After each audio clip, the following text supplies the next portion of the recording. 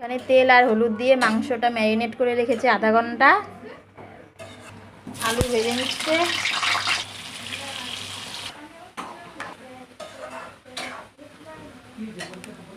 সব মশলা দিয়ে দেওয়া হলো চিকেনের জন্য, যে পেস্টটা করা হয়েছিল।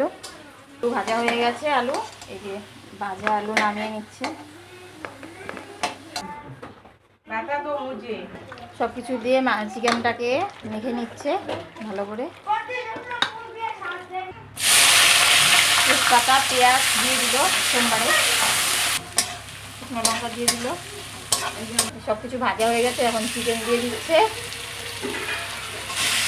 ম্যারিনেট করা চিকেনগুলো।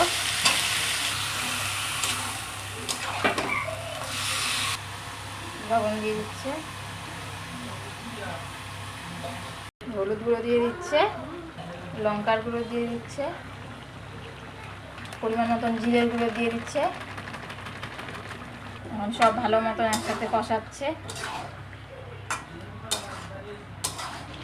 আলু দিয়ে দিচ্ছে, ভাজা আলু চিকেনে। গরম জল দিয়ে দিচ্ছে চিকেনের মধ্যে। এই যে চিকেন কমপ্লিট, এবার চিকেন নামিয়ে নেওয়া হবে। তো এইটুকুই আজকের ভিডিও।